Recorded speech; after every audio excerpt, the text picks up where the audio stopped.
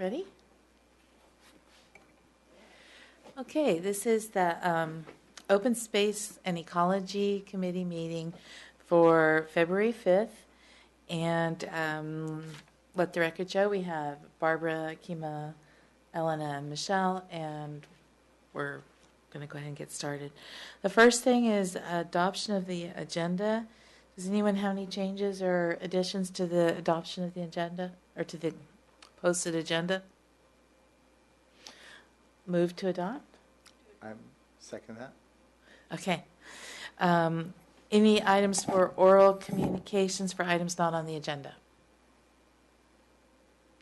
Okay. Our first item on the agenda is dead tree removal process, discussion with Maria. Well, thank you for asking me to come here. Again, my name is Maria Sid. I'm the principal analyst for the City of Brisbane, covering special projects and human resources. And I handle the tree permit requests for private properties for the city. So I thought I'd go a little bit over how that process works, and then be happy to answer some questions for you as well. Okay. And we don't have anything in our packet on that, right? I don't think so. No. Okay. I kept wondering whether I should print out the permit or not, but I can kind of go over it. I don't want to waste paper per se.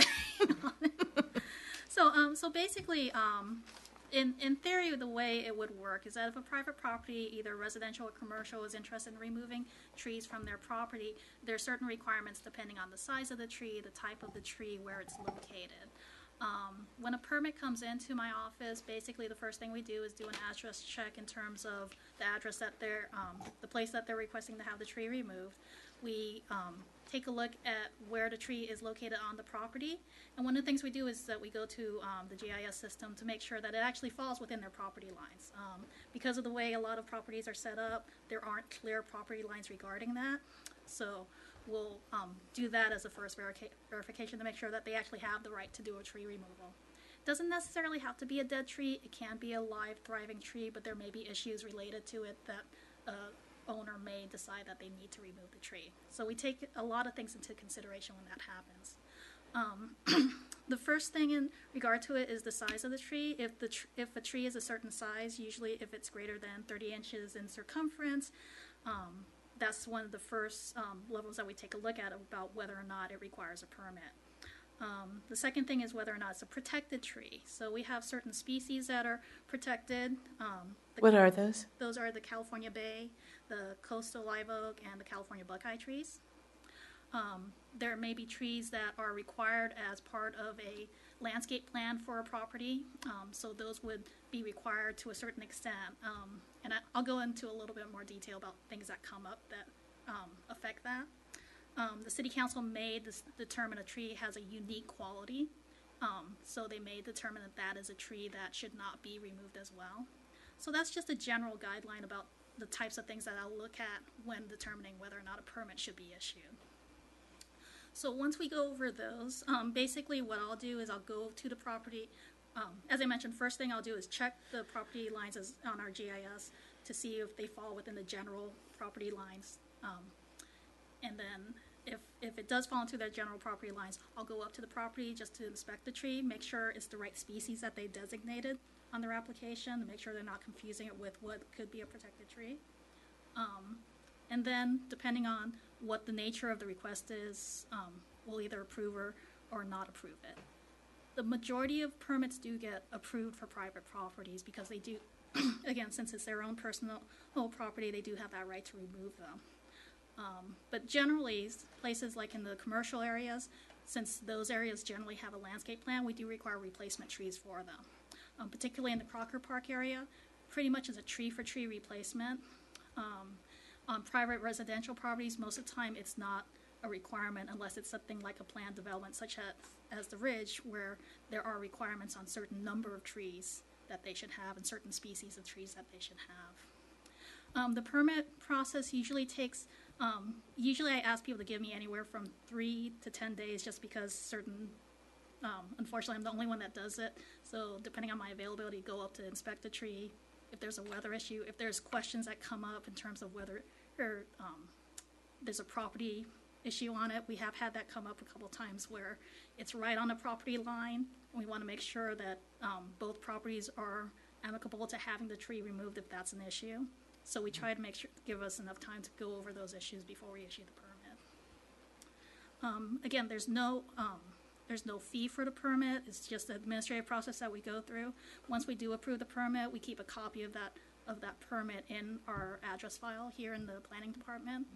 And pretty much that covers like how the process is for the private trees. With that, I'd be happy to answer some questions. I know there's some concerns about how trees are handled in the city, and particularly with the dead trees that are.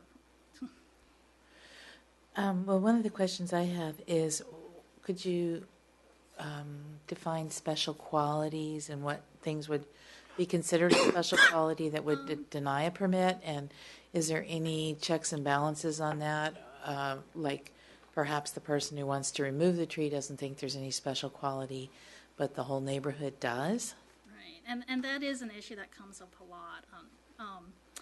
Sometimes it's one of the clearest examples is if there's a nest in the tree. We automatically see that as a special quality so that we don't disturb the birds that are in there. Some of the other ones is, for example, I believe the one tree that is located where the Habitat for Housing went up, that used to be where the community garden was. There's a large tree there that is considered one of those trees as well. Yeah, the one that was removed was also very special. Right, and it's kind of hard because there's certain things that during the planning department they determine whether or not there's a requirement that it needs to be removed because of certain infrastructure that may need to be taken care of to replace that. In some cases, when something happens like that, one of the other things that we try to do as a remedy is request that there be a replacement tree, maybe not in the exact same spot, but maybe to fund so that we could replace the tree somewhere else within the city boundaries. So those things sometimes come up as well in special circumstances. And so we used to have sort of an ordinance about heritage trees. And is there anything about that anymore? Unfortunately, I've only been doing this for a couple years, and the heritage tree hasn't come up that much in my experience, so I can't really speak to that. They've really talked to me or trained me in terms of looking at protected trees. And most of the times, a heritage one will fall into that, but I haven't really had a situation come up recently where someone requested about a heritage tree or something that was designated as a heritage tree be removed. So it really hasn't been something I've had to deal with, unfortunately, or fortunately. I'm unfamiliar with the concept. Could either of you tell me what a heritage tree is as opposed to a protected tree? Well, for instance, a heritage tree, the one that Maria mentioned on Plumas Street, that's a very old tree in Brisbane. What is it? I don't even know what don't even know. species it is, but it is huge and produces a large canopy, and has been there for a very long time. And the one that was removed was also an exquisite tree that had been there for many decades. Yeah, I mean, And- most of the time a heritage tree is considered more of a historic tree within the community. Something that's been there for a long time. Yeah, a good example of what a tree that I would consider to be a heritage tree is the large pine tree that is on San Bruno Avenue right across from the elementary school. That is where they rebuilt the Bell's house, where the Bell's product. On the corner, it's sort of on the corner of San Bruno Avenue and Santa Clara Street. And they went to great lengths to save that tree While they did development. while they did the development around it. So that would be a case of a heritage tree, or one that I would think would be considered a heritage tree. People might consider redwoods, certain redwood trees, to be heritage trees if they've been there a long time. Just depends on what different people. I mean, even in some cases, a palm tree might be considered a heritage tree if it's been in the neighborhood for a long time, because it gives a diversity to the canopy and kind of the. Yeah, I mean, I think a lot of the protected status and the heritage status kind of goes both ways in terms of how that's viewed. Right. So that's- I mean, as an example, a lot of people felt strongly about the trees that were removed, the eucalyptus trees of all things, that were removed on San Mateo Lane, and considered those to be heritage trees because they had been there for so long. But they did get removed, and with the promise of planting other trees, and some other trees were planted. But now that entire little canyon is completely overrun with ivy. And the ivy is now working its way on up into the habitat. So, bit of a tragedy, whereas the ivy is not very compatible with eucalyptus. And yeah. So, I guess the other question is, what about circumstances where do you also cover circumstances where other people want a tree removed and the resident does not want it removed? We do get those requests, and it's a very difficult one. First and foremost, a tree on someone else's property is their property, and they have that property right to it. So it's very difficult for us to force a person to remove a tree. However, if there's certain things about a tree where it's an imminent danger to other property, those would be circumstances where we may be able to go in and intervene. That does come up very often, though, where people will call and they'll ask if they could do a petition to have someone remove a tree and stuff, and it's really out of our ability to enforce that. And what about specifically what we were asking was dead tree removal process? So for dead trees, that's always been a challenge for the city, particularly when you drive up Valley Drive.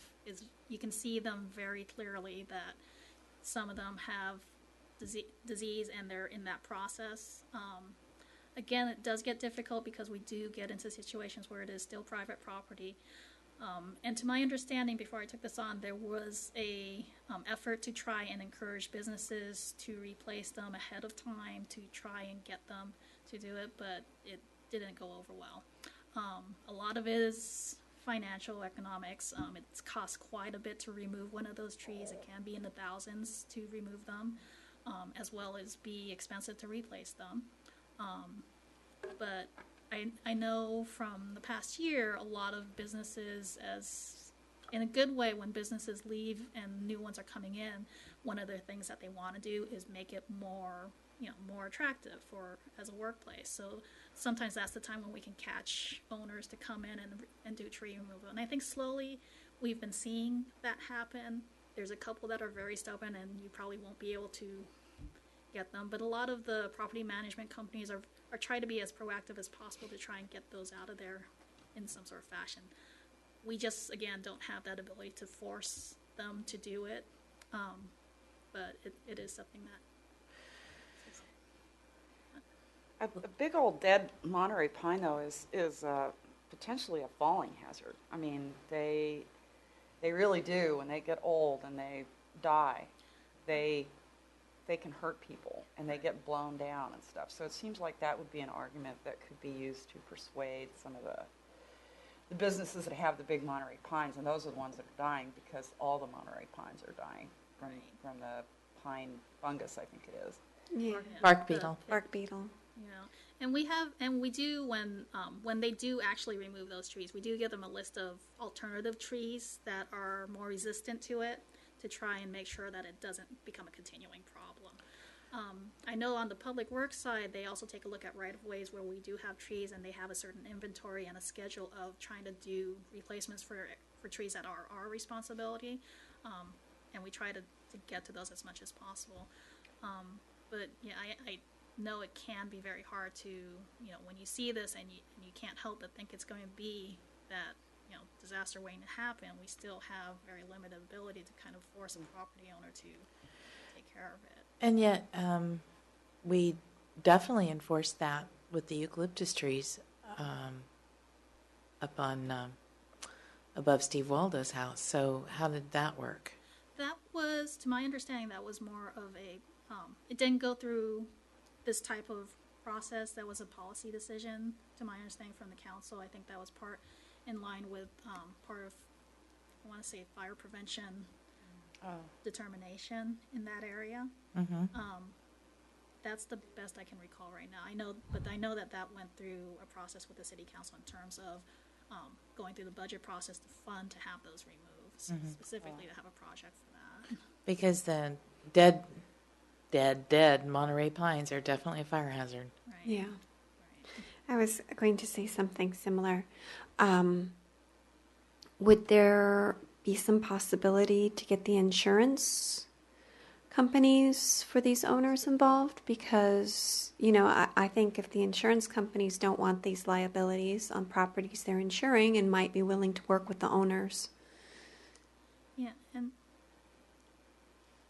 I'm not sure, to be honest. I mean, we've never dealt with brokers in that way, and Yeah. and I don't know how to intervene on that, to be honest, because that would be kind of prying into who's your insurance carrier and getting into that thing. Yeah, I don't know That either. does sound like something where it's a good, in theory, it's a good idea. Yeah. I mean, it's, I don't know that my insurance company would pay for a tree removal, even if it was a liability. Getting anything out of an insurance company is Yeah. a big job. But it's a good idea. Right. It's worth it. But they might tell you that if you had trees on your property that were a fire hazard, that they wouldn't insure you. Or a falling hazard. Or falling hazard. If one falls somewhere else, that might be a good time to approach them and say, hey, you want to stop that from happening on my property? Can I remind the committee members that Randy, the AV woman, reminded us that we need to speak into our microphones about this far away. Otherwise, we're going to get a lot of background noise because there's some kind of processor that's malfunctioning. So, Oh, sorry, okay. for Comcast, not for the Not city of for- Brisbane. So, one of the other things I want to mention, in theory that is a viable thing, but the truth is all trees are flammable, so it's kind of hard to designate a dead versus a live one. I could well, see- really, Maria, though, think Yeah, about it. When you I first put your know. Christmas tree in the house, it's probably okay, but by the time you take it out, it's a torch. Right. And that's what those Monterey pines are that are dead. I wonder if the city could alleviate some of the cost to the owners by not by waiving the replacement tree until a later date, There- or it's something like that. How many replacement trees have there been? I haven't seen any. Yeah. Yeah, that- I don't- particularly not for the residential, we don't usually force them to do a replacement, but for the commercial, we do have a requirement for them to do a tree-for-tree replacement. And how many have been replaced? Most of them have, from what Really? They In are Crocker very- Park? In Crocker Park, you'll see smaller trees that are usually, the ones that I've at least approved through the process. When you get back towards By-Right, unfortunately, I don't get into that area too much to really recognize what may be going on in that area, but most of the time, it's like I have that tree-for-tree replacement requirement. I have pictures of the property of where the tree was removed. What tree are you replacing the pines with? Again, it depends on the property. They do vary. We give them a list of approved recommended replacement trees, so they do vary from property to property. Like what? They could be other types of redwoods. They could be other types of magnolia comes to mind, but I can't remember which species of it. But we try to make it as similar big to tree. the big trees as possible, just because we're trying to keep that look Look. as you go into Crocker Okay. Park. But those are the types of things, like the planning department and the public works department. They have the list of approved street trees that we kind of use as a guide. Yeah, I do think that needs to be revamped area by area for Brisbane, because certain areas have definitely different conditions Right. and visual requirements and shade requirements, and just to look at a tree list and go, okay, that one doesn't necessarily work, because we've had a lot of discussion about trees in certain areas, and areas in Crocker Park have some areas are very wet Yeah. and some areas are not. And Even over at Sierra Point, we've had issues where certain trees just don't survive out there. yeah, they can't get Not through the thrive, they can't get right. through the cap, and they're not supposed to go through the cap. And so certain trees out there on the landfill, and so certain trees out there that are on the approved tree list should not be planted there, and it's also very different conditions, and so that's a concern. But how much does it usually cost a business to replace a tree? Not to remove it, but to replace it. To replace a tree, it can be about $200 as opposed to a higher cost to remove it. And again, it depends on the size and are they Yeah. looking at removing it and having them transport what's left of the tree off? Some people cut the tree down, they leave the Debris. debris there, and they just hope that someone comes to pick up firewood. That has happened before, so there's kind of cost difference there. But usually, the type of tree that they're looking at could be in $200 to $300 range, as opposed to a tree removal that's $600 to $800 or $1,000. That Yeah. doesn't seem like a huge cost to impose on a business. No. One thing that just occurred to me is that the county, this is the county, not the city, county fire marshal gives everybody in Brisbane a notice every year saying that, talking about fire safe practices, but also saying that if you have high grass or, dead trees next to your house or something that Brush, yeah. yeah, that you're supposed to cut those down at your own expense, and they're going to come back and look and see that you do it. And I was just wondering, do businesses get those notices too? Do you know? I mean, they should, because it seems like a dead pine tree covered with needles is a fire hazard. Right. So, I believe they do. I'd have to look into that, but I think they do, because there are certain lots that are noticed. So I would think if a lot can be noticed on its own, I would think that the businesses as well, if there's an issue, they would notice them also. I was just wondering then if there's a way to put in a word with the fire marshal that maybe they could call attention to dead trees on business property and say, this has to go. It's a hazard. And so at least we could get that part incentivized by the county, perhaps. Just a thought. I think that collectively, one of the thoughts of why we even are addressing this issue is that the sooner the dead and diseased Monterey pines are removed from our entire area, the sooner the more chance the other ones have of surviving and not getting infected, and I think the better off we'll be. And so I think our motivation is to do something to help remove and facilitate the removal of the dead and severely dying Monterey pine. Because I've really been looking a lot at the different trees, and having lived here a long time, personally know some of the trees. And some of the trees that were planted, Monterey pines that were planted before 1965, before Crocker Park, are actually surviving, doing well. Some of the older, very well-established trees in gardens and around Brisbane. And then there's a whole kind of group of trees that were planted around that time that seem most susceptible to the bark beetle, including those around the intermediate school that they planted as a windbreak, kind of the ones planted in the mid-60s to the mid-70s. Like just off of the ridge, kind of. Pardon? Just kind of off the ridge area of the school. Is that what? I'm just. Well, they kind of surround the whole schoolyard up at Littman. Okay. Those are coming down, though. I've Yeah. noticed they've been taking those out. Yeah, that was all grassland. And so all of those Monterey pines that were planted sort of mid-60s through mid-70s are the ones that seem to me to be the sickest and going down fast. Although some of the other older ones, it's hard to tell. It's just an observation. I'd have to go around and look at each and every tree. But I think the more we can do to help people and businesses remove those trees without too much burden of cost, and I think we should do. And so I'm not quite sure how to approach that. I mean, it might be something where the committee may want to make a recommendation for the council to consider some sort of either a program or maybe a new ordinance that addresses specifically that, the trees of certain hazardous stature. That might be the way to approach it. Because right now I don't really have any other ability to kind of really go out there and just kind of enforce or about it. Thoughts, Elena?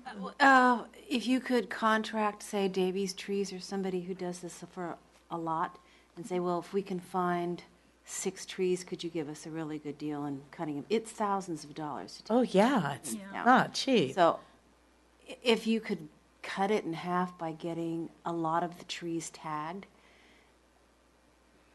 volume discount, basically, and offer the owners, we're willing to do this because we have many trees we want to take out, and if you could be part of this group, you get a group rate.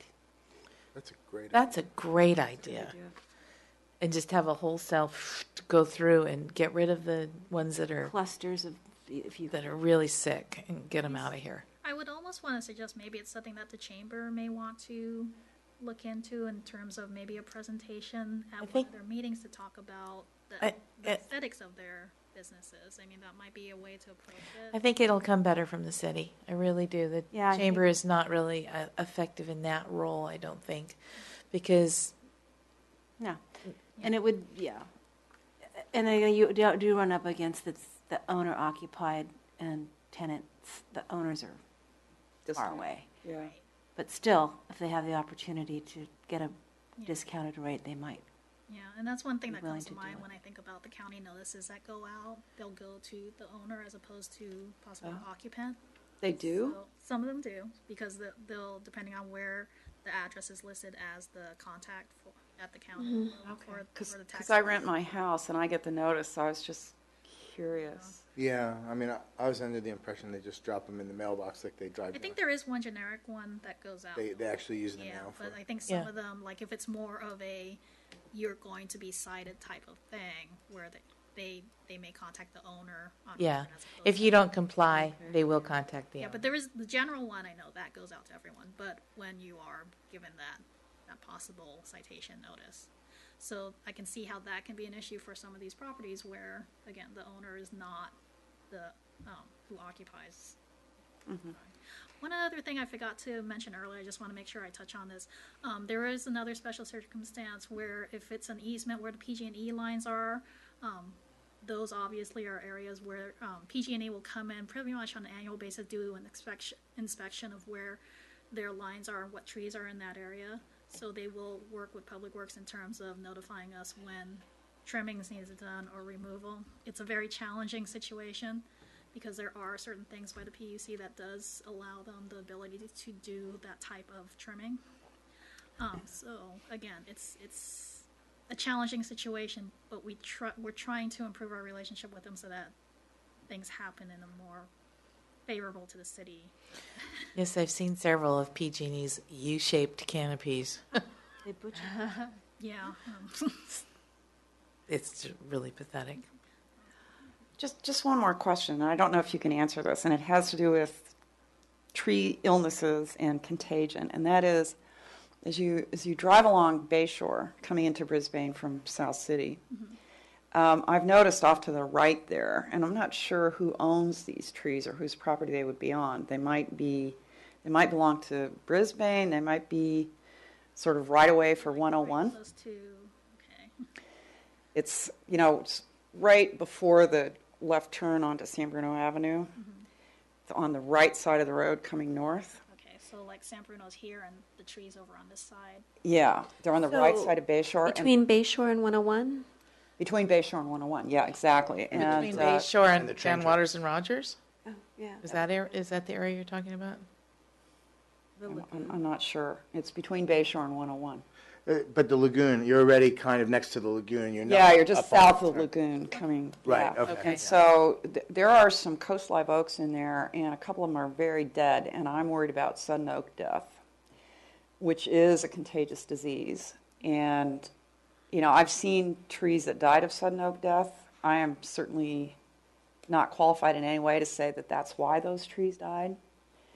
But I think it's worth checking out, and if so, the sudden oak death is a statewide problem, and there are monitoring efforts to find out where trees have died of sudden oak death, and if that's what those oak trees have, they probably should be gotten out of there, and I don't know whose responsibility that could be, but it looked like it was worth checking because every leaf on this one tree I saw, every single leaf was brown, yeah. And you could see it, as I said, from Bayshore coming this way. So might be worth checking. So I'll check with Public Works to see, because that sounds like it's on the right, it could be on the right of way. And Yeah, I'll check with them to see. it's behind that fence, right? Bayshore is Yeah. where There's a the- fence on the, Come off of the freeway exit, there's the fence over there, and then as you go further along, Mm-hmm. that's where I'm visualizing you're talking about. Is that yeah, you're headed north, and the fence is on the east side of Bayshore. right? And there's this big brushy area, and then downhill from that is 101. That's where I mean. Okay. If maybe you could send Maria an email marking it on Google Earth. Okay. Yeah, that would be helpful, because probably what I'll do, I'll forward it to the Public Works staff to see if they can do a review of it, to see. They do, again, pretty much for the city trees, we do have a pretty good inventory of what trees we have and what trees we have scheduled for replacement or removal and replacement, and we try to do that as budget allows, as funding allows, and as timing allows on that, so. Do you have also an inventory of the non-city owned trees in Crocker Industrial Park?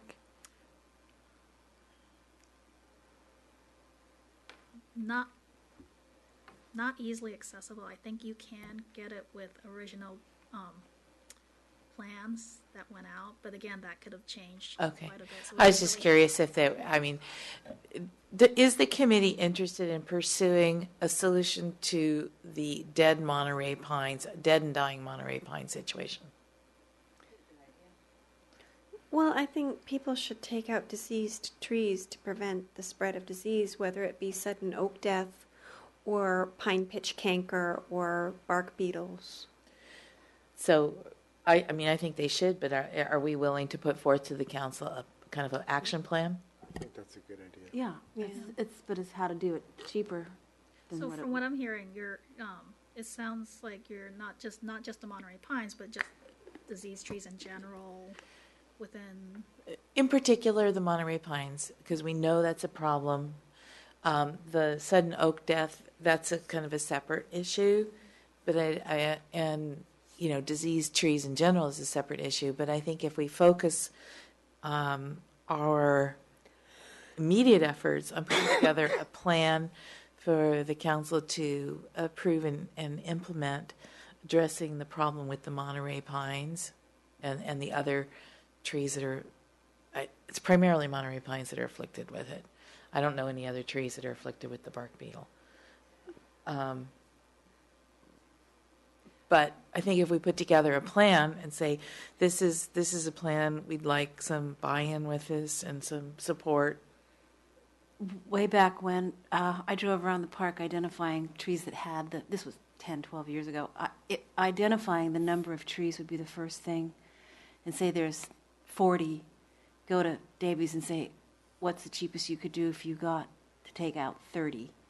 Yep. And just start with some numbers and Yeah. see where you go from there. Yeah. Elena, are you proposing that we do this identification, I can or? drive around. Hmm? I can drive around and identify a dead tree in the park. Yeah. Okay, I mean, that's not that'll be good. okay. That's great. And maybe this is Natalie, is this a project that you're able to help us with? Sure. Okay.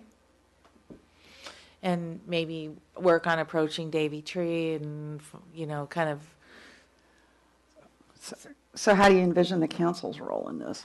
I kind of envision the council's role as being supportive of the effort, possibly waiving the tree replacement requirement temporarily, or, as part of the removal for the dead trees, sort of maybe even kind of putting some pressure on Davy Tree, because I know that they work with the city a lot, and, use their influence to our advantage, maybe working with our scavenger companies to remove the debris or help remove the debris. Just whatever. I mean, let's make it a community effort to address this problem before because it's only going to get worse. Right. And I know in terms of, you bring up scavengers, and one of the things that we're looking at, we're in the middle of working on the renewal for our franchise agreement. One of the things that we're looking to add as part of the agreement is picking up debris on a regular basis, having an ability to have a regular cleanup of the streets, as well as an on-call service when something, Yeah. someone does a dump or anything that we need to address. So- We also want to make sure that for the diseased trees that we dispose of the debris properly so that it doesn't Yes. further the spread of it. We wouldn't want this to become mulch someplace that's then going to infect something else. Okay, so let's put a follow-up on the next agenda for an sort of an ad hoc inventory of the trees. I And can just email you that inventory. that's perfect. Okay. And copy Natalie. Okay. And Natalie, maybe we'll just work out a plan to proceed, and then we'll talk about it at the next meeting. Any other questions for Maria? Just one thing I want to say. We took out a tree on our property, and we were happy to replace it with a different tree. But I was under the impression that that was not an option. That I was required to replace that tree with something, and I think that would be a good thing. That Brisbane's tree stock should be maintained, not necessarily, every putting back a tree right where one's taken out, but that people who take out trees should be putting into the tree. I stock agree with somehow. that. But if we're in a drought cycle, I think we could Okay. waive that for a little bit till we Okay, get some that's a good rain. point, Elena. It also goes back to the issue of private property Yeah. dictating what people put in their yards. And so, say for Yeah, instance, I'm not saying necessarily putting one in their yard. so what are you saying? I'm saying if somebody takes out something, then maybe there should be some way that if they don't want to put one back in their yard, that they can sponsor a tree somewhere else. Because the city somebody keeps planting those ones along San Bruno, along the school, and they keep getting not watered, and they keep dying. So maybe if somebody wanted to take out a tree, and maybe if there was a fee connected with this, then maybe that could be used for water and staff to support some of the trees that are being planted and not surviving at this time. But that's a whole nother issue. Yeah, and I think that would be really a challenge to enforce. Right. I mean, I see your point. It would be ideal if we could have that voluntary way of getting people to replace the trees, if not on their property, somewhere else within the city. However, I can also see it discouraging people from going through the process. And Okay. then we get into a situation where we're kind of chasing around. And I can also envision somebody going, So- well, there's no tree on that grassland, Right, so and I'll go plant it there. And it's like, wait, don't. I mean, I'm sure you're all familiar. There are certain areas of Brisbane that are very challenged. Like San Bruno Avenue, like at the community park, where certain trees, it's very hard to get them to thrive. So, it can be very challenging in making sure that the right tree is in the right place Yeah. as much as possible. Which brings us to our next agenda item. Yeah. Okay. Okay. Thanks so much, Maria. No problem, anytime. Thank you. You're welcome. Thank you. So, does anybody know what kind of tree is going in at the park yet? Because I hear a lot of people asking this question, but I haven't heard the answer. So, Natalie, why don't you bring us up to date on the and get everybody on the same page about how this came about and where we're at. So I remember telling you guys a while ago that we got the grant for the free trees. So we're getting 7 trees in Community Park. Originally, we were going to get 4 Magnolia grandiflora for the planters, which when they came for a site visit, they said it's too large for the planters, so we're getting a smaller cultivar, Samuel Summer Magnolia, for those 4 planters. And then the 3 dead trees that are there currently will be replaced by pears, evergreen pear, because there are already pears that are in the park. So that was the reasoning behind those trees. So what did they mean by the planters were too small for those trees? Because Magnolia grandiflora, That's a big trunk tree. Yeah, it's so wide, and the planters, cement planters are, too small to Uh-huh. to 'Cause accommodate. Yeah, The trees that were originally got enclosed by those planters were actually really large trees. They were large, excuse the expression, heritage eucalyptus trees of all things, but they had been there for like 70 years, and they were gigantic, and we got married under those trees. Oh. But I think that they didn't do well. One of them in particular was continually got damaged by people using the park, using it for piñatas and other things like that. And then when that tree got damaged, and all of a sudden they decided and somebody cut them all down. Yeah. And so it's pretty horrific when that happened. And so are these trees going to be large enough to like create a canopy over that area? Yeah. Okay.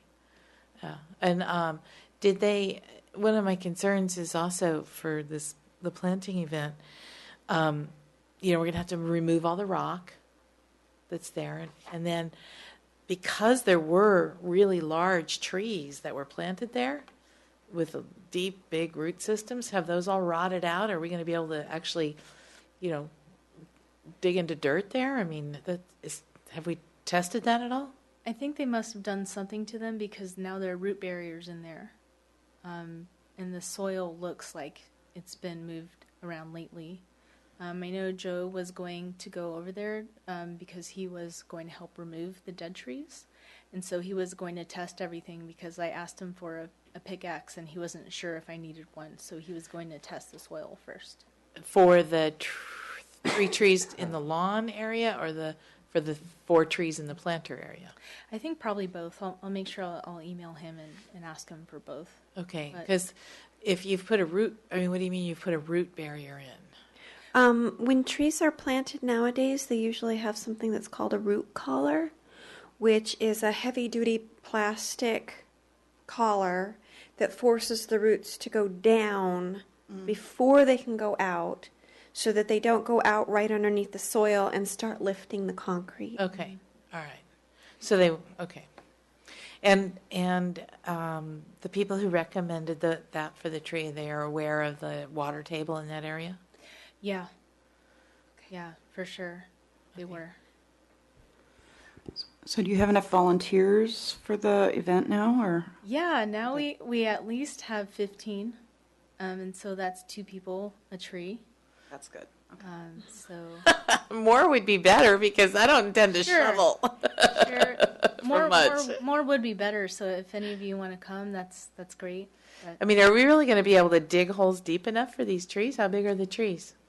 there'll be 15-gallon trees, so they'll need to be at least twice or 2.5 times the size of the pot. I think a 15-gallon tree is about a 2-foot tall pot, if I remember correctly. That's not that big. It's not huge. But you have, in order for the, You got to dig about 4-foot hole for that. yeah. So. And is there going to be amendments and things for the soil, or? So Joe, so he said there'll be like fertilizer pellets, and that there'll be 2 in each hole on opposite sides. Okay. I just want to make sure that if we go to the effort to plant trees again, that they will survive and that we'll want them to survive. Yeah. And we are using native soil. Any extra soil that we're bringing, it won't be store-bought soil. It'll be from somewhere else. Well, will the fertilizer pellets be native? We're going to have native soil. We should have native fertilizer pellets. Okay. Well, so is there anything more we need about the tree planting event? Yeah, I think we're pretty much set. They sent me some cute T-shirts today, which I was unaware of. It says California Heart Tree, so it's pretty cute. Okay. What I want to know is there any like ongoing tree care plan, so that if these trees start to show signs of stress, is there anybody going to be monitoring them if they show signs of stress and on hand to take corrective action? Yes, it was contingent on the grant that we developed a 2-year tree care plan. Oh, good. And so they'll be checking on us, I believe. And Natalie, can we do one other thing that I think is really important? is, and I'm not exactly sure how to do this, but make sure that the contracts for people using the park for picnics and everything are amended to include that they have to initial that they will not touch those trees. I'm serious. I mean, people are so unconscious about it. They'll hang crap on the trees. They'll, do all kinds of stuff like that. And that wrecks the trees. And kids will climb on them, and they're not big enough to climb on. Oh. And really, really, they broke a major branch off of the last trees that were there. And that's what caused the tree to die. And it was just, it was. I don't think so. So I think that we need to make a point of amending the rental agreement for the picnic tables, and we need to make a point of policing that, making sure that the trees are not damaged by people who come and use the park and don't care. Okay. So There will be wooden posts around the trees, so that might help a little bit, but they just use the wooden post maybe not too. fully. Yeah. But I mean, I'm really serious that Yeah. we. So let's make a note with a follow-up that we amend the rental agreement for people using the park. Okay. Okay. So shall we go on to liquid fuel storage? I'm sure this is a hot subject. Ooh. I'd like to ask Natalie, did City Council make a decision on the liquid fuel storage on Monday? I watched the meeting today. I didn't hear them even discuss it. Did any of you? I did not make Monday, so I didn't either. I was in Nodland. It was a long week at work. I watched it. I don't think they discussed it. okay. Go ahead. So that's maybe a good thing, because according to Stuart, they were going to maybe take action on it before we'd had a chance to talk about it. So we probably should talk about it. Glenn, I think you put this one on the agenda, correct? No. Oh, who did? It was me. Oh, well, Barbara, then you're going to lead the discussion on this. Okay. Okay. I was at one of the council meetings where this was brought up, and Ray Miller had expressed some concerns about tanks that might be located within the permitted zones but close to the edge of the permitted zones, such that they might interface as a hazard with things beyond the zone that they're in, and that they could potentially be a hazard, because fire doesn't magically stop at the the property line. And that, I don't know what City Council is thinking about that. But it occurred to me that if we're going to go down that road, and it's City Council's discretion, whether or not, how they're going to amend this. But I was thinking if we are taking that route, then it might be appropriate to add some language for guidance around sensitive habitat areas, such as properties that back right up onto San Bruno Mountain, because wildfires can go up the mountain as well as coming down the mountain, and other potential areas like the frog habitat along the creek and things like that. I didn't have anything really specific in mind, but I did feel that it was perhaps worth, a few moments of contemplation. So, do you have a recommendation on how this could be amended to incorporate exclusionary zones within these zones? Are you addressing me? Yeah. No. My first request was to actually see this, and I got to see it today. And it doesn't look like the council has, if this is the amended text, it doesn't look like the council is going that way. It looks like we're relying on the fire marshal, who is probably a person very much worth relying upon. So maybe this is a non-issue, but maybe it needs to be addressed somewhere else. I'm not sure. Other comments? I just can't imagine anything being built anywhere near a liquid storage farm, period. One explosion, just monumental. It's not your normal hazard. It's huge. So there should be a big zone around it where it's nothing. Yeah. And there's no distance specified in this of any kind. It's just zones. One question I have is whether this, either the ordinance or the amendments to it, apply to things like those propane storage tanks that people use for their outdoor grills and things like that. I can't tell from this whether it applies, but it sure sounds like it does. The storage of flammable or combustible liquids. But there's housing right near the propane tank Yeah. facility. next door. I can Yeah, say one that up this Bayshore. is meant to, it sounded to me from what was being discussed in council, like this is applying to large scale storage. Oh, okay, not the. Not your average 5-10 pound propane tank. And that the gas plant on San Bruno and Bayshore is grandfathered in. It would not pass approval today, but they're not going to Make it go away. force that business out. So, meh.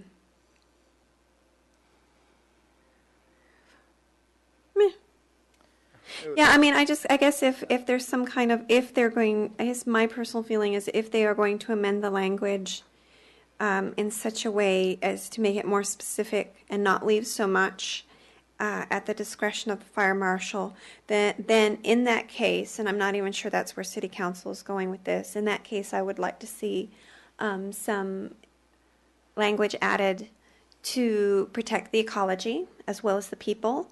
And I am perfectly happy to leave that language up to the discretion of the city council. But I just wanted to bring it up and see how my fellow committee members felt about it. And because, you know, and if you guys felt that there was anything I was overlooking, So important wise. to summarize, you think that we should send a note to the city council person asking that, or what action do you want us to take, Barbara, I'm if any? not.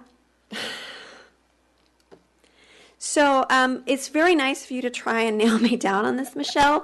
But I don't have very specific agenda other than what I said, and that is, if the city council is going to amend this in a way to be more specific, I would like to include some environmentally sensitive areas. Now, if city council says that they are going to do that, then maybe we could get back together and form a recommended list of environmentally sensitive areas. But I kind of feel like without further direction from council, I don't know how much committee time I wanted to spend on this unless somebody else feels that it's also a burning issue. So, And how's the rest of the committee feel?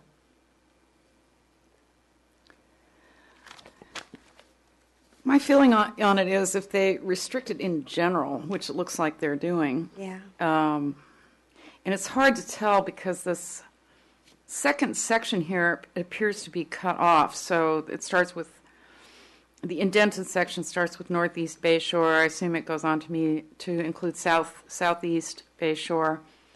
But I don't know what else is included.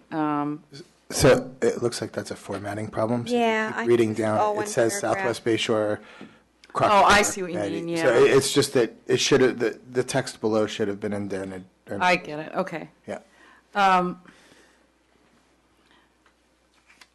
I think it sounds more or less all right, except I'm a little dubious about Crocker Park. About it being allowable there, but I think restricting it and sort of keeping it localized and preventing it, and that does prevent it from being located in areas that are real close to the mountain. I mean, Except for Crocker Park. except for Crocker Park, and that's the one I'm worried about. So, Is there any liquid storage facilities and liquid fuel storage facilities in Crocker Park at this time? You know? I don't know. So I'd be willing to recommend that they strike Crocker Park from this. well, I think we should wait and see how much is already out there first, because that's one of the places it's likely to be, because there are businesses out there that probably use it. Well, I think So- even if it's struck from the list, that the existing facilities would probably be grandfathered in, and striking Right. it from the list would just prevent new. Right. But- So I'm not sure what else Yeah. we could do about it, really. Yeah, I mean, we can't do a lot about it. I was expecting to get more information than this, but I mean, if this is what there is, then So Natalie, it's can not we very actionable. maybe draft a memo to the city council asking about striking Crocker Park from the accepted list, and also inquiring about interface zones with wildlands, based on the discussion we've had here. Although, I think the main hazard presented by these tanks is probably to the city and to structures in it. I mean, this is a fire-adaptive ecosystem. It's supposed to burn. So Yeah. I'm not like that. No, I realize not like that, but I'm not as concerned about, protecting Owl and Buckeye Canyon from fire in general. It's already too late. Yeah, so I think the main issue here is protecting people and their property in the city, and I think the council maybe should take another look at Crocker Park because it's close to downtown Brisbane. Yeah. But Too. I think Barbara's right; they'll grandfather anything anyway. So I don't really think we need to do any more about it personally. But Anything at all then? Other than what? general support of what they've already done, except maybe say, please take another look at Crocker Park. Okay. Because I think Crocker Park's also up for rezoning, so Yeah. that would. And if they allow it right now, then they'll have yet more to grandfather in. Yeah. Which is a bad idea. Okay. That's all. All right. To the next item, which is Quarry Road cleanup.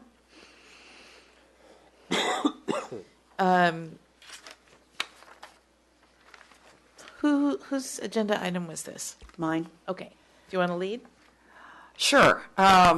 We talked a little bit at our last meeting about the fact that I personally was out there walking and picked up lots of little bags of dog poop, and that there's quite a lot of trash out there. It's in the drainage ditch. There's quite a lot of trash out at the skateboard or the area that's become a de facto skateboard park. And some of the stuff that is out there is worse than others. There were spray paint cans. There were, and the spray paint can I picked up was leaking, and it was in the drainage. There was a can of some kind of cement additive out there, which I could not bring out with me because it was quite heavy. And there's a lot of other trash. And according to Lisa Whitten-Greenlee, there's also indications that people are using some of those areas, entrance to Owl and Buckeye, as toilets, which definitely should be discouraged. So it seems to me that as far as action items, I wonder if we want to try to do a cleanup, organize a cleanup day for litter. The other things we might do are I would like to see if there's some way to get a couple more trash barrels installed along Quarry Road, in the hopes that people would use them. Mm-hmm. But especially, when you go all the way out to Owl, you have to take trash considerable distance, probably at least a half a mile before you find a trash barrel. Yeah. And so maybe the angels of people's better nature would kick in if there was a handy trash barrel. So I would like to see whether we could get one put out there. Okay. So maybe signage, I don't know. But I think the trash barrel is more important than a sign. So that I agree with the trash barrels. I'm not sure who currently empties the trash barrel that's at the juncture of the school and Quarry Road and the path, which is the last trash barrel for a long time. Right. But can we, I guess, put together kind of a question memo to the who I'm not even sure to whom. Public Manager? Works, right? Public Works. Sure. Yeah. Well, really, I guess Stuart would advise you when he comes back as to who we should address this to. But a couple of things. One, getting 2 additional trash barrels along Quarry Road that get, and how can we go about getting them emptied on a regular basis or serviced? And they need to be have some sort of cover on them so that trash doesn't blow out of them. Right. So appropriate trash containers. And then also what kind of support we could get for having a Quarry Road cleanup day. And in particular, we would need maybe a city truck or something like that to help us haul out the trash after we've collected it. And what are the logistics for that? Do you think we should do this as a public day, or should we do it? We should do it as a public day. All right. But no free T-shirts and stuff. Come on, let's just get people together and do it. Yeah. I mean, all we really need is a date, a little bit of resources, meaning, Trash bags. trash Trash bags and a bags. truck Gloves. and gloves. You don't want people No. picking up No, you don't. that kind of stuff with their bare hands. And then in terms of signage, I'm not sure what kind of signage that wouldn't get ignored, destroyed, or whatever, just like the other signage we've tried to put up. Yeah. But we really need to interface with, I think that land is U.S. Fish and Game. Or U.S. Fish and Game. No, I think it's State Fish and Wildlife Service. Is it State Fish and Wildlife Pretty Service? sure. It's one of those entities that own the interface between the Quarry Road and the county park. Maybe we And- could get them to fund the trash can. No, they won't. No? Well. No, not likely. Hey, don't blow away my pipe dreams. Well, they might give us a trash can, but it would still be our responsibility. Let's pick it up. Yeah, Yeah. I figured that. So, One other thing that we might do, although, I don't know, Barbara, did you ever hear from Lisa Whitten-Greenlee? Because I asked her, she claims that she thinks that it's Quarry employees who are, who may park their trucks along there and eat lunch, that are depositing some of the trash. I have many conversations with her, but I have not had a conversation regarding that. Sorry. So she didn't have my email address, and she said she'd send it to you. So maybe, Okay. if you remember, you could ask her. I'll ask her. But so we could consider talking to the Quarry, but to ask them to ask their employees, please not to trash the place. But I don't really have much evidence except my conversation with her.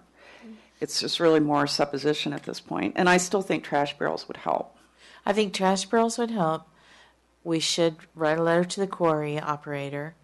They've been responsive in the past about issues like that. I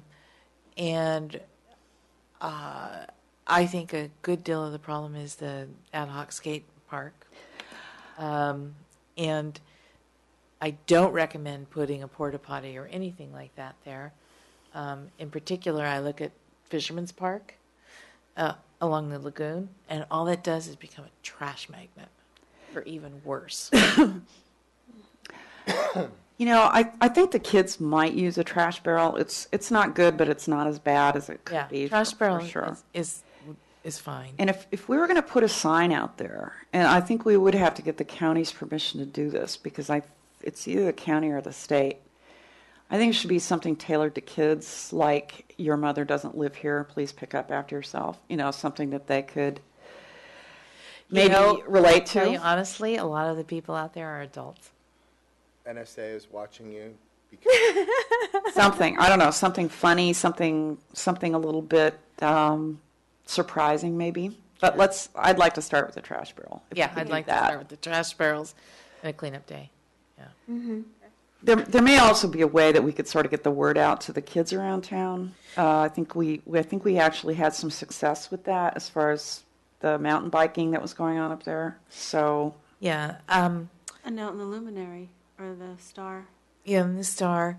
The other part of the problem, though, is that I will tell you, I've talked with several over the years, skaters out there, including as short a time as 3 weeks or 4 weeks ago. And they're like adults, young adults, not kids, or at least they're full-size people. And they were very unresponsive about picking up after themselves.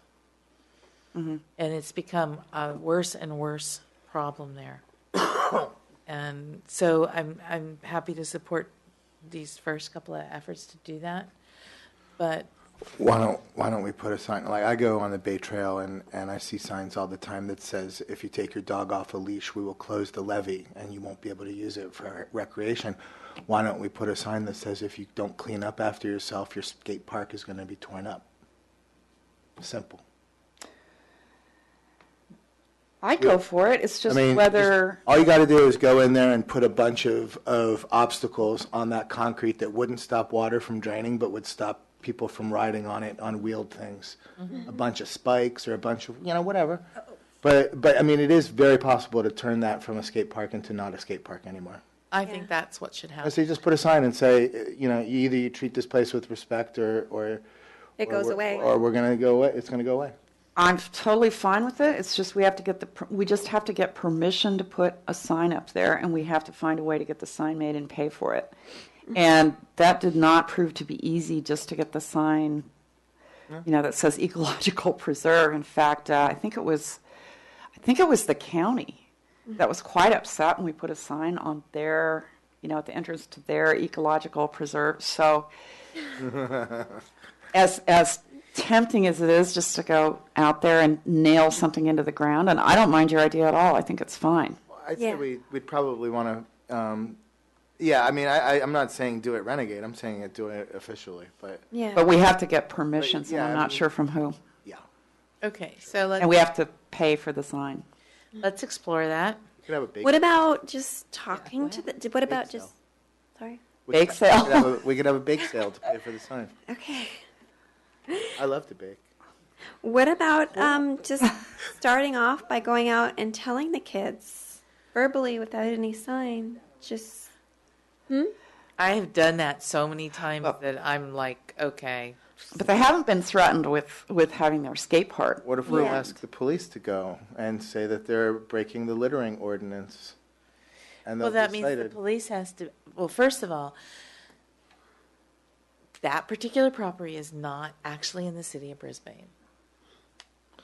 So who has jurisdiction? We don't have. Well, is it the state police or? That's what we have to find out. The jurisdiction there is very gray. So we don't have a county police force in San Mateo County, do we? Yes, they Then I- do have county sheriff. Parks They police. county We sheriff. have And parks yes, that's police. parks, and then there's also, so it's no man's land when it comes to jurisdiction, which is one of the reasons it's so hard to get anything actually done there. Now, it's in Brisbane's sphere of influence. Brisbane would be first responders in an emergency. But like, for instance, with the trail bike, motorbikes up on the mountain, Brisbane really didn't have enforcement rights there. That was really the county and Fish and Game. So I think the first thing to do is to try to nail down who we have to ask about putting a sign out there And also about the garbage can. and the trash cans. Yeah. April is Earth Day. Is that too late for cleanup day? We usually do something else on Earth Day. Do we want to do that? Do we want to do that instead this year? No, I'd like to do it in addition to. Okay. Yeah. When do you think what month would we be aiming to do this? Part of the problem is Earth Day is coming up in April. So we're going to do, and we needed to figure that out pretty soon. what we're Yeah, gonna we do. need to decide actually, it should have been on tonight's at February, March, April. Oh, God. Okay. Well, we were, involved with the draft EIR. It kind of sucked all our energy out of the room, but Michelle, maybe we should do that for Earth Day this year. Some of our members. and then have our Habitat Restoration Day on another day. Because I don't want to stop the the massive amount of work we've done. Right, but on the other hand, if we, if Full Quarry Road cleanup. We'd have to ask the trucks not to run one day, though. we also, when are we going to plan Habitat Restoration Day? It should be tonight if we're going to do it at all for Earth Day. Yeah, it's not on the agenda, so I don't think that we can. Okay. All those. Does everybody? How do people feel about doing full Quarry Road cleanup one into the other for our Earth Day project or involvement day? Something different. I'm cool with whatever. I like Honestly. Castaños Canyon because it really kind of impacts the ecology of the mountain. It impacts the ecology of the mountain. So, Quarry Road is also an interface area, but I kind of see it as a shame that we wouldn't do Castaños again, or one of the ones higher up towards the habitat. But I'd do either one. The thing is that we can't really plan the Habitat Restoration Day tonight because it's not on the agenda. Okay. So March definitely too late. I don't know Okay. if it is or not, and Stuart's not here, so he can't tell us. Well, I would really like to do both, and they both on different days. Okay. I would go for that. Okay. Sure. So let's decide that we're going to do both. Okay. I think we have enough funding and interest to do both. So is there a move to pursue both? I so move. I'll second. All those in favor? Aye. Aye. Okay, so we're going to pursue both activities. And if that means no T-shirts, splitting the budget, whatever we have to do it, let's do it. Because I think both areas need serious attention. I think we'll get a lot of people involved with doing the Quarry Road, dog walkers, and everybody else. But I also think we'll get our regular devoted crew for Castaños Canyon. And is it going to be Castaños this year again? Because we've almost cleared it out, which would be great to finish that work. Yeah. We haven't made a decision. Do That's we- fine with me. Do we plan that one with Parks and Rec? Or? Yes, we do. So we might need to hear from Park and Rec. I am perfectly happy to do Castaños again, but Park and Rec may have Yeah, it's other a joint, feelings. It's a joint project. Okay. So. So that needs to be agendized for the next meeting for sure. Yeah. Yes, and Natalie, can you get in touch with Park and Rec before our next meeting and see if they have a meeting, if it's on their agenda, and what their feelings are? Sure. And that we want to sponsor both 2 days, 2 different days. And Just one more note that Lisa Greenlee said that there is a leak. I saw your response on Brisnet. It could be a spring. I asked her today, is it a spring or is it a leak? She goes, it's a leak. So she is going to take photographs and send it to you, but it's something that should be A leak. addressed. An What kind of irrigation leak. in Some- Crocker Park. Crocker Along Park, the- some of the commercial. I don't know the location. I don't. She'll Okay. photograph it for you. Okay. What needs to happen is the city needs to go out and take a water sample and test it for chlorine Okay. or chloraminates. Okay. And that will determine whether it's a spring or a leak. It's probably a leak considering what a dry year we've had. But they'll test it and they'll know. Okay. So just one more thing on the Quarry Road cleanup. It seems like we probably wouldn't want to have it before the habitat restoration. Probably want to have it after, sometime later in the spring. So I'm fine with that, so that we don't want to be advertising 2 things at once and Right. stuff like that. Okay. Okay. So we'll set dates for the second event at the next meeting. So both events will be on the agenda. Okay. Fossil fuels divestment. Glenn? Okay, so Natalie, did you? I sent you a couple things to be printed out for the meeting. Did you get those? No. I did check today, made sure that I sent them, and I did. I wanted the committee to see a couple of different things. So since I guess, I asked Barbara, she didn't have them. Nobody's got any handouts on No. fossil fuel? Okay. So check your email. I did send it on Sunday. I sent 2 handouts. So what I sent to the committee was basically 2 things. One of them is a list of institutions, including colleges, cities, churches, foundations, and so on, that have made a commitment to divest any endowment that they have from fossil fuels. And essentially what's going on here is, I talked about this in the fall, but I'll just kind of recap it again. There is a campaign to encourage these divestments. The strategy being employed is pretty similar to the divestment campaign that was employed against the apartheid government of South Africa. That is to point out that fossil fuels are really a moral problem, because burning the fossil fuel that exists in the ground and which constitutes a big portion of fossil fuel company assets is really a huge threat to our future. So when we talked about divestment earlier, I had done a little bit of research on it. The city of Brisbane does not invest its own funds. Most of Brisbane's funds, like its retirement funds and so on, are invested with the California state personnel system. So about all we could do, if this committee wants to do it, is to encourage the city council to pass a resolution, which they would then send on to the California state personnel system, including encouraging that institution to divest. Mm-hmm. And at the time we first talked about it, people were a little hesitant to have Brisbane do this because it was a very new movement. So that's why I printed out the list, which I got from the Fossil Free website, of colleges and cities and institutions that have done it. And it's quite a long list. A number of colleges, including San Francisco State, the Peralta Community College District, the De Anza Community College District, have voted to divest their funds.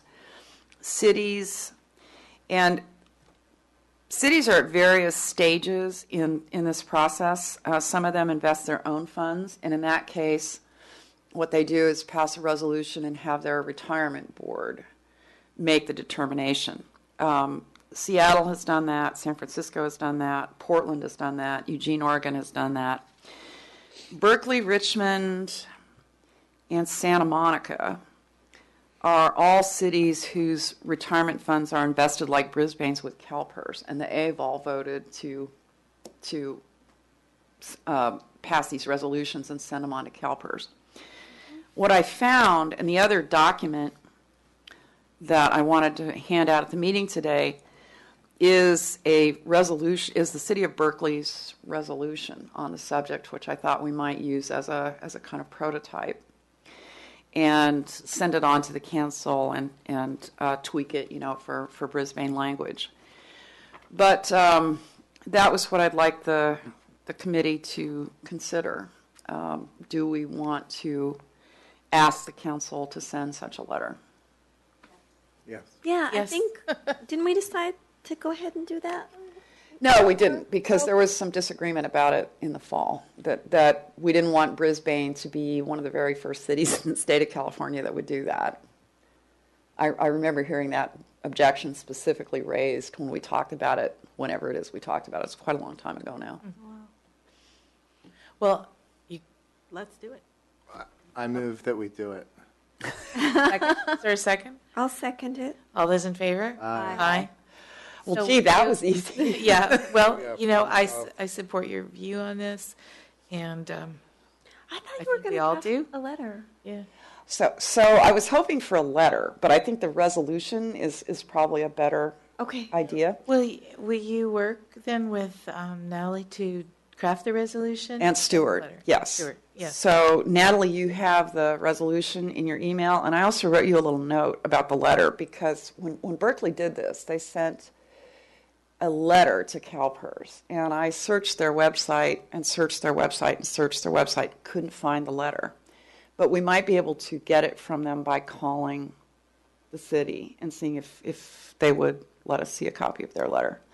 But I do have the resolution, and I can provide mountains of supporting documents. So I'm gonna let you show what I sent you to Stuart and have him say what else does he want? Does he think that we need?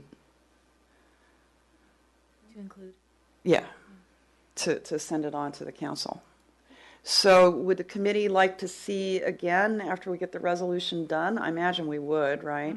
Yes, So please. probably one more time at this committee before we send it to the council? So next meeting's agenda. Yes, please. Yeah, so we'll try to get some kind of a draft thing going. Okay. So meantime, Natalie, let me just give you the hard copies that I have. Sure. And you can check your email. I'm sure you'll find it in there. Okay, so let's go on to, we might not get through the whole agenda. It's almost 8 o'clock.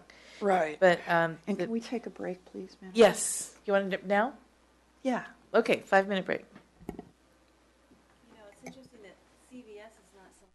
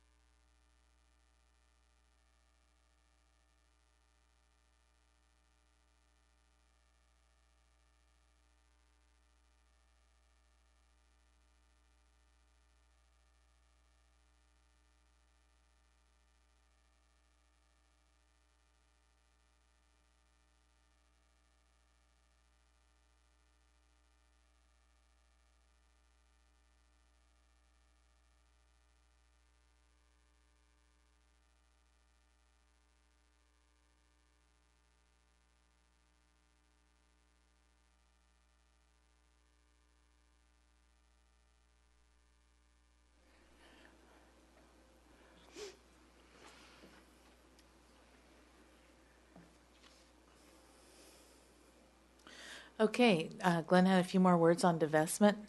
Okay. So I ended up not attending this statewide conference on divestment that I thought I was going to attend because it was pretty clearly geared to investment professionals.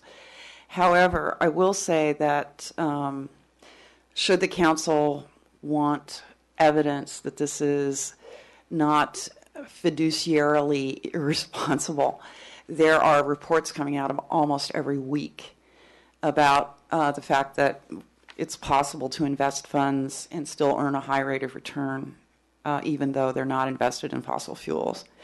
So there's plenty of documentation on that available. And I should also say that since I first talked about divestment at this committee, CalPERS itself has changed its sort of philosophic language, that their investment philosophy to permit divestment from fossil fuels. And California State Personnel System is one of the biggest such funds in the entire country, and if CalPERS can be persuaded to divest, it will send tremors through the financial markets of a good kind. So that's very encouraging news. The final thing I wanted to say is that hard to say when this might appear at council, but I have a class from 7 to 10 on Mondays, and so chances are I would not be able to go. I mean, if I'm giving a midterm or something, I might be able to get somebody to proctor and go and speak on behalf of this, but I'm hoping that other members of the committee would be willing to go and make the case if I can't. Done so eloquently as you will. And, the council usually goes pretty late. You might be able to stop by after your class. But we'll... Okay. And I will do that if I can, but I can't cancel class. It only meets once a week, so I can't really afford to lose a whole class. Yeah. Okay, so let's go on with the review. Let's do a brief review of last year's work plan. And that should probably, I almost feel like putting that forward to the next meeting, but let's just go over the June 2013 OSEC meeting notes on the work plan. I'll just briefly read them. We have the carbon footprint calculator, the day in the park invasive species, plant species carbon footprint calculator and biochar, the brochures, a polystyrene ban to the council, waiting for feedback from businesses, the sustainability committee, the green building ordinance, the CAG meeting, and volunteer needed for litter bike. Okay, so just a quick update on each of these hot topics. Many of these have been put on the back burner because of the importance of the draft EIR and getting the comments and the body of work that was done on that. And by the way, the comments are published now on the city website. Many comments that people have submitted and other organizations have submitted. So go out and read them. I've been told that they're very interesting, and I'll be reading them shortly too. So carbon footprint calculator. That committee was me and Barbara and Sean, and we really haven't done anything with that. Yeah, we got sucked into the DEIR. I did the preliminary work on it. I have got permission to use data from Berkeley, I believe. They said we could use their calculator. And I just need to pick that ball back up. And I will probably need to, at this point, I'll probably need to completely restart the process because whoever I'll be talking to will have either completely forgot or will be a different person I'll be dealing with. And I'm ready to do that. I still support that, and I think we should try to have that ready for Day in the Park 2014. Which day is Day in the Park again? First Saturday in October. And well, I'd love to have it done for Earth Day, but No, that's That's not not going to gonna happen Okay. realistically. Okay. So day in the park, we did the invasive plant species. We didn't do the carbon footprint calculator. We did do the biochar and also the fabulous bags. So we should put on the agenda for next time, discuss long-range plans for day in the park for next. I put that on the April agenda. The brochures. I met with Mary and Ken, and they're supposed to be putting data together. We've given them 2 windows of time when we're available to do the layout and put it together, so they have to get the data to us in those windows, otherwise we won't have time to do the Okay. work. So there's 2 windows, which is now and early summer. Okay, and if you send me a email with those windows, maybe I can follow up a little bit with Mom. Okay. We have a board meeting next Wednesday. Okay. Okay, polystyrene ban to council. You know, we really need to pick that one back up and get that going, because polystyrene is just so bad. Michelle, wasn't it this committee that was supposed to go around and survey businesses? And I think we were. Yeah, we were all willing to do it, but then bang, the big book. Yeah, the big book. Right. So I just wanted to be clear that it was our committee that's supposed to do that. And do we have a questionnaire or something? Yeah, that I we think were that's gonna- at the point where it seems to me that's the point where we were at, where we needed the questionnaire put together. Staff had gotten us a list of businesses, and we needed to put together the questionnaire. Okay. Well, Mary's no longer on the committee, so we need a new committee member. Kima, do you still want to work on this project? I could, yeah. Okay. So, does somebody want to work on it with Kima? I will. Okay. So we need to develop a questionnaire. Is that it? Uh-huh. And then we'll go around and survey the businesses. I will say that I tried out the new Vietnamese restaurant from the Brisbane Village Shopping Center, and they were using a non-polystyrene container. So it could be that just because so many other Bay Area communities have banned it, that we won't have too much trouble. Yeah. Yeah, I think we're moving past the point where we have to apologize for being ecological. I mean, we tell them they got to do it, and they got to do it, or they can go and they can have their business in Daly City or something. So Yeah. what's the committee's sense of how many questions need to be on this questionnaire?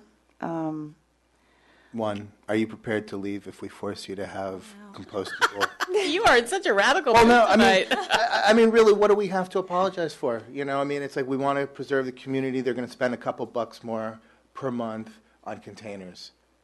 Basically, one of the things that we need to, I think that one of the things that we may need to do in this is assess the level of hardship it would be for each of the businesses, so that we can say to the council, it is not a level of hardship for the businesses. That's been the bone of contention. My only concern with this issue is, are the compostable containers really compostable, and do they have a low enough embodied energy? And yes, we should get rid of styrene, but the options are... But we don't need to consider that right now. As far as the businesses go, that's not an issue. It's just me. I think the Thanks, only Mikey. requirement would be that the containers are recyclable, not necessarily that they're compostable. Correct. Right. Yeah. That's fine. Yeah, we went to one of our favorite ramen places down in San Mateo, and I forgot to bring my containers because I know we never finish. Big balls. And so I said, "Oh, can I get the rest to go? Container to go?" And they charged us 75 cents per container. Yikes. They're making a profit. But they were really nice. Reusable? No, they were paper, but really heavy duty paper that could go in the microwave. And I was not worried about spilling it or anything else. It was almost like an ice cream carton container. But yeah, they snatched the bill off the table, added the $1.50 and brought it back. I'm like, oh, okay. I thought I'd lost the check. I was looking under the table for it. But no, they took it and added it to it. Mm-hmm. So, I mean, People are starting to expect it. Yeah, Yeah. that's fine. So maybe, Natalie, you could go back and find the work that we did. And the list of businesses that we need to yeah. go to. And any of the immediately relevant documents for the questionnaire send to Kima and Glenn. Okay. Great. Okay. So- I think we could probably get that done by next meeting, or do you want the April Yeah. meeting? No, I don't see any reason we couldn't do it in the next 3-4 weeks. I mean, Okay. I would say if it's any more than 5 questions, it's probably too long. Oh, Yeah. Okay. You know, I'd say a good target would be 3. I think the most So we important. can do it by email, I think, once we get the stuff. Yeah, absolutely. Yeah, and again, I think the most important thing to survey is who's gonna be unhappy and vocal about it, and try and stem the tide on that. Okay, next thing was the sustainability committee. Who? So maybe Sean? I don't remember. It was just we were just going to produce like a page of what sustainability means and how it's defined, and we just never got around to it. So where do we want to take that now? Should we leave that by the wayside for a while? Yeah, I think until Stuart gets back, maybe. Well, I'm kind of tempted to, because Brisbane has a separate sustainability committee that I'm on. Okay. And it's a pretty safe bet that just about any improvement will make us more sustainable than we are right now. Yeah. So we'll just put that one on hold for future. Green building ordinance. Stuart should check with John and Ken. OSEC was done with this, waiting to go to planning commission before it goes to council. So we haven't heard anything. Yeah. We both Kima and I are on the Green Building Ordinance subcommittee. Is it a subcommittee or a committee? Subcommittee. Yeah. Subcommittee. So we went to all the meetings and met with counterparts, city staff, and planning commission people, and a consultant. And at the last meeting that we had, which was sometime last fall, November? Or? yeah, something like that, the whole process was thrown into disarray because the state standards are being upgraded. And Okay. so we haven't heard anything since. If I remember correctly, the consultant was going to go back and see how the new state standards would affect our proposed changes, because in some cases, I believe the state might be ratcheting it up further than we were proposing, and in other cases, adding an additional requirement above a upgraded requirement might not make sense, because Right. you know, so I think there was going to be some additional evaluation by the consultant, and then they were going to get back to us. And they haven't so far, so. I haven't heard from them. Okay. Maybe that's an action item for either you or Stuart to poke the consultant and see how that process is. Or poke Ken. John, Ken, and Poke yeah. John and Ken. Okay. Well, they were supposed to come out with the new. Title 24. They were supposed to come out with the new Or what that one is. for in January, and This so month, I yeah, think or they- last month. So they pushed it out until July now, I think. Oh. Oh, really? Oh, Oh, that's maybe- probably why we haven't heard anything. So yeah, There you I go. don't think he will have anything for you. Okay, I'm willing to just leave it then. Okay. Okay. So put that on the thing to recycle in July. And then the volunteer for the litter bike at the farmer's market. Wait, you missed CAG meeting. Oh, I'm sorry. CAG meeting. Last meeting dealt with internal issues they will be working on, DEIR. I'm not sure exactly what's going on with that. And Mary's not here to update us on the CAG. Well, But can we ask to have an update on the CAG at the next meeting? Yeah. Um, I know they talked about that last night. Maybe it's irrelevant. They were talking about not having public involvement in the meetings, but In the CAG? I think so. They should quadruple public involvement. I mean, I think the public needs to know what the CAG's discussing. Yeah, I think they were discussing that. Okay. If you watch it. I did not watch the meeting Monday night. I was just not in the mood. Yeah. Let's have an update on the CAG at the next meeting. Okay. And then the volunteer needed for the litter bike. We did bring the litter bike to the day in the park. Didn't get much interest other than what's that. But litter is becoming an outrageously bad problem. I think also it's more noticeable because we haven't had any rain. Well, that's good because that means it's still on the ground. Yeah, but it's bad because it means there's a lot of it on the ground, and it's going to now go all down the drains. Well, it hasn't made it to the ocean yet. Yeah. I mean, even when you drive into where Old County Road becomes visitation, where they took out that tree, is all covered with litter and everything. It's just disgusting. I wonder if it may be time to talk to the Chamber of Commerce about putting something in the luminary again to try to get a volunteer or volunteers. The other thing we maybe could do, and I'm not sure if we've talked about this, but we could talk about seeing if we could get individuals to be, to adopt a block. Like you see those signs on highways, this mile is maintained by the Jones family or something. I wonder if that might be a way to do it, and they could use the bike.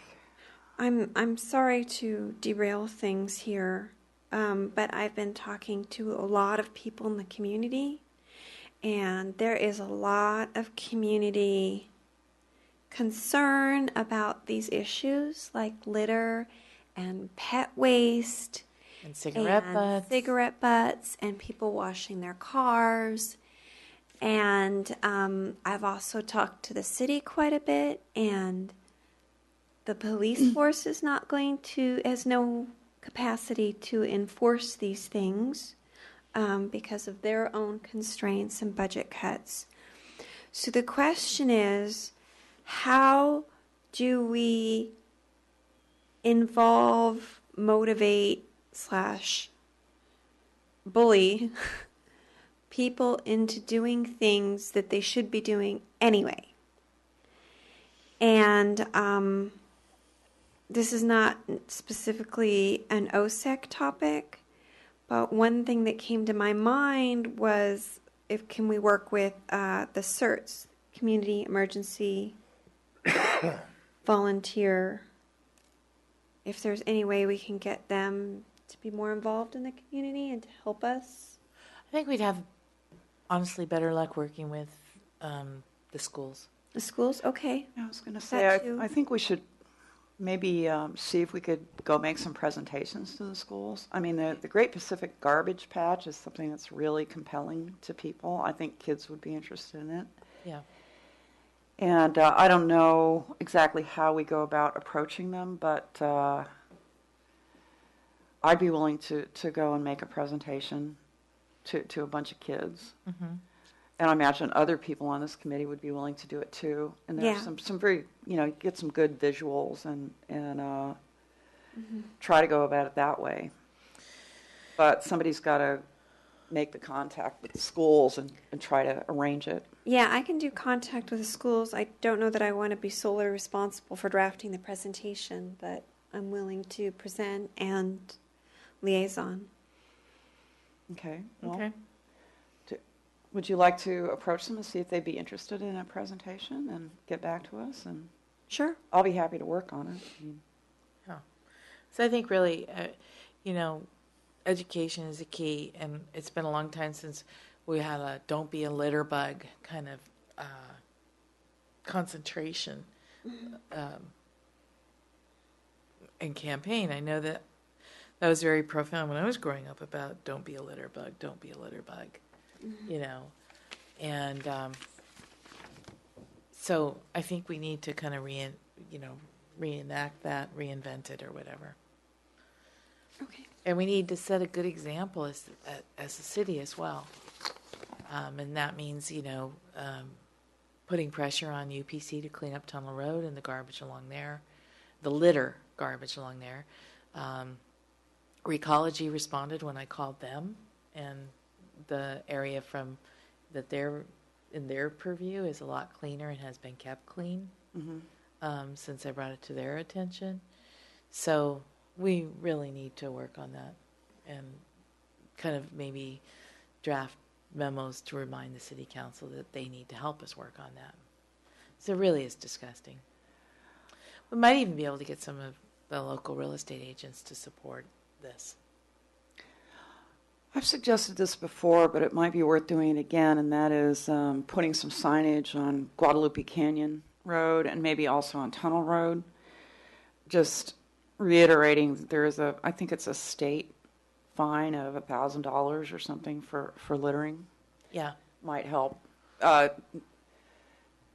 with the littering, but partly with the dumping of big trash items that regularly goes on in those places. Yeah, I think those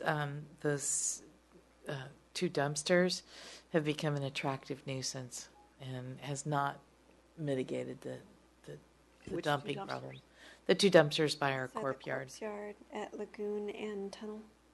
Oh, okay. I think that they've become an attractive nuisance. The word's gone out all around to everybody, various and sundry contractors and stuff that they can dump for free. And then they come and they see no dumping, so they go dump somewhere else. And it's just become a nightmare. Mm-hmm. Instead of addressing the problem, it's made it worse. Yeah. Okay. So our big work plan, we should plan to review this in depth, and I think that we might want to schedule that for when Stuart's here, and maybe right after we have new people. So we might want to put this on the docket for April. Have we had any applications for? Yes. Oh, we have. Good. Michael Abney. I don't know. He's the chiropractor. Oh, cool. So that would be awesome. That's what Natalie told us before you got here. So. Oh, sorry, I was late. Yeah. And I don't know who else. He was the only new person. Okay. Yeah. And Keema and I both re-upped. I'm sorry, what are we putting on April again? The work plan. Okay. The full work plan. Okay, invasive species. Do we want to do invasive species and toxic stump removal, or do we want to save invasive species for the next meeting? It's almost 8:30. I'd like to keep going. I don't know what everybody else's tolerance is like tonight. I'd like to stop at 8:30. Okay. Yeah.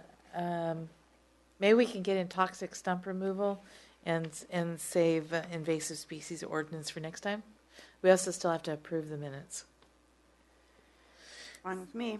Okay, so we got this paper on toxic stump removal, a non-toxic stump removal. Mm-hmm. I didn't come up with exactly what I wanted to come up with.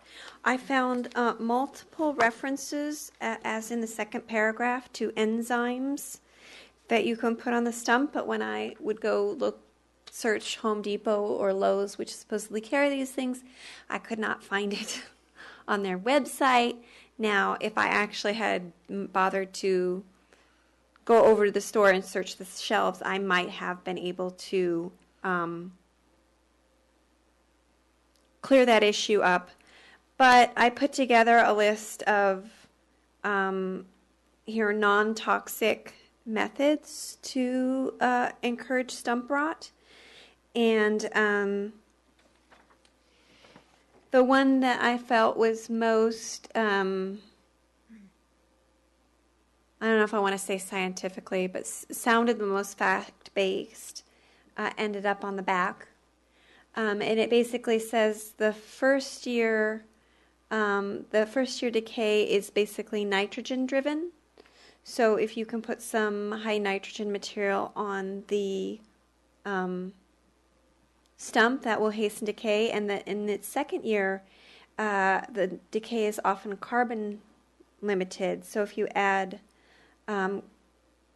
carbon materials such as sugars to the stump in the second year, then that can accelerate the decomposition of the stump, which I thought was very interesting. There are other basic things about, how to treat the stump and covering it with manure and sod and cutting into it and drilling into it. I like the bear one. I like the bear one too. Yeah, that was just for fun. Only I love anticipated it'd be the raccoons. Yeah. And they wouldn't dig up the stump, they'd just wash their hands of it. Yeah. So what were we going to do with this information?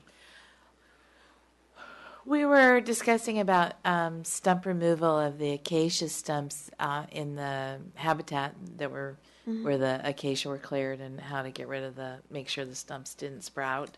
Yeah. So we probably should be sure that Peter Steeler gets this. Yeah, and also love to have it.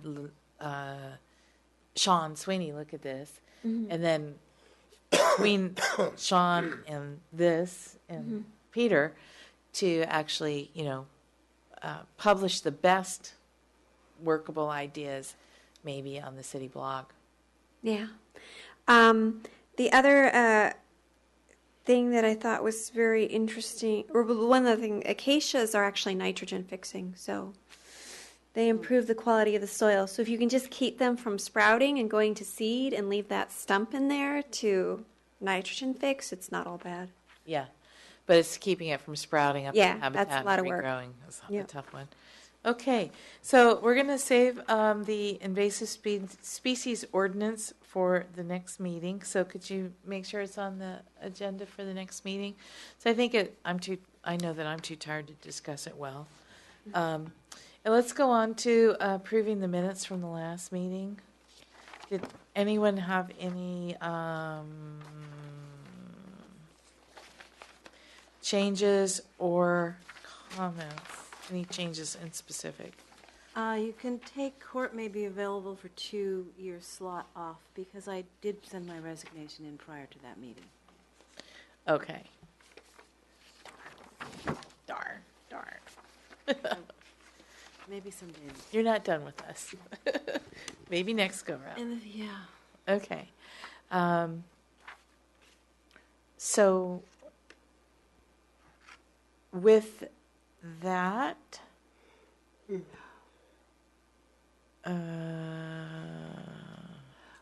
yes, Glenn. Before we proceed, I think there's one other pending item, and I don't know if we've done anything yet. Have we ever sent Mary a thank you?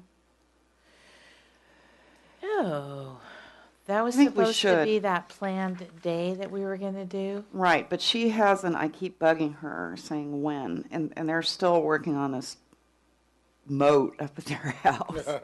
so it won't be for a while, but I think meantime we should send her a letter Okay. telling her that we'll do it and thanking her for service. That's kind of, we always do that. So Would you like to draft that? somehow I knew you were going to ask that, sure. Because you write so well, Glenn. What do you expect? And I always have to wonder if those compliments are true. they are true. I mean, you really do write well, so. Yeah, I'll draft it. Okay, any changes, corrections to the minutes? Is there I'll move approval. Second. all those in favor? Aye. Okay. Okay, I have 2 things I want to talk to each of you about personally after the meeting. Okay. after the meeting. So this meeting is adjourned. Do we have a next meeting date? I think, aren't we going, when is our normal? I think it's the 5th, isn't it? It's the second week. Second Wednesday of each month. So that would be the 5th. Wait a minute. Really? No, No, that's it the can't be the first second Wednesday in March. It would be the 12th. If we stay with the second Wednesday, it would be the 12th of March. Are we going to stay, Yeah, we had to move this meeting because, It was President's Day next week. right. right, So this meeting's a week earlier than Right. right, usual. So it would be the 12th. of March. Yes. Good by me. You're fine with me? Okay, Fine with that? March 12th? yeah. Okay. March 12th.